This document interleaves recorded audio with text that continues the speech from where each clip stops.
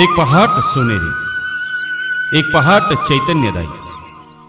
चैतन्य मूर्ती सूर्य समस्त हिंदू बंधू आणि भगिनींसाठी तेजस्वी संदेश घेऊन आला. जणू काय छत्रपती शिवरायांनी दृष्टांत दिला.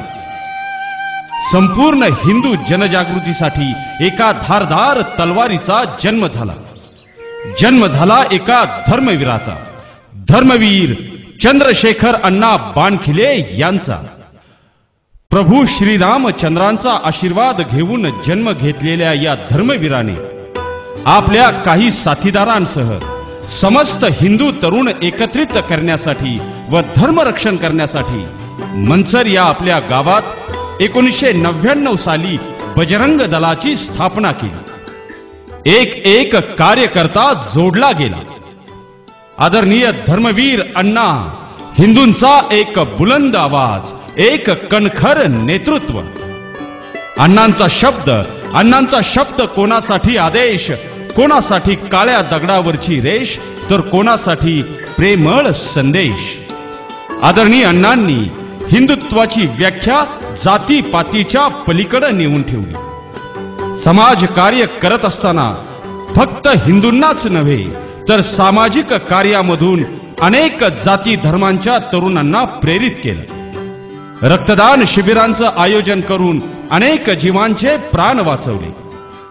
सह्याद्रीच्या दऱ्याखोऱ्यात खेळणाऱ्या या लहान लहान मुलांसाठी किल्ले स्पर्धा घेऊन छत्रपती श्री शिवरायांचा जाज्वल्य इतिहास त्यांच्यापर्यंत पोहोचवण्याचं महत् कार्य केलं. महिलांना सक्षम, स्वाभिमानी, आत्मनिर्भर बनवण्यासाठी आणि स्वतःचं संरक्षण करण्यासाठी युद्धकलांचं प्रशिक्षण दिलं. सगळ्यात महान व पवित्र असं कार्य म्हणजेच गोरक्षण. गोमातेच्या रक्षणासाठी अण्णांनी प्रसंगी तुरुंगवासही भोगला. अण्णांकडे कुणी गाऱ्हाणं घेऊन आलं आणि हिरमसून परत गेलं असं या भूतलावर कोणीही नाही. गोर गरिबांच्या प्रश्नांसाठी सदैव लढणारे अण्णा प्रसंगी जहालही झाले, पण त्यांच्या प्रश्नांना, त्यांच्या समस्यांना न्याय मिळवून दिला, हक्क मिळवून दिला. अन्यायाचा केवळ प्रतिकारच नाही तर त्याचे समूळ उच्चाटन व्हावे या त्यांच्या विचारानं प्रेरित झालेल्या बजरंग दलाच्या प्रत्येक कार्यकर्त्याने आपापल्या गावात संघटनात्मक काम करून अण्णांचा शब्द प्रमाण ठेवून काम करण्यास सुरुवात केली. हिंदू संस्कृती टिकवण्यासाठी व तिचे जतन करण्यासाठी हिंदू नववर्षाच्या शोभायात्रेची सुरुवात आदरणीय अण्णांनी केली. तरुण बाल गोपालांसाठी दहीहंडी उत्सव. दहीहंडी उत्सवाचा दिमाख आजही डोळ्याचं पारणं फेडणारा आहे. तरुणांमध्ये चैतन्य निर्माण करणं, तरुणांना एक योग्य दिशा देणं हे गरजेचं मानलं आणि त्या दृष्टीनं काम केलं. क्षण आणि क्षण संघटनेसाठी, माझे सर्वस्व संघटनेसाठी ही अण्णांची विचारसरणी. अण्णा आणि बजरंग दल हे एक समीकरणच होऊन राहिलं होतं.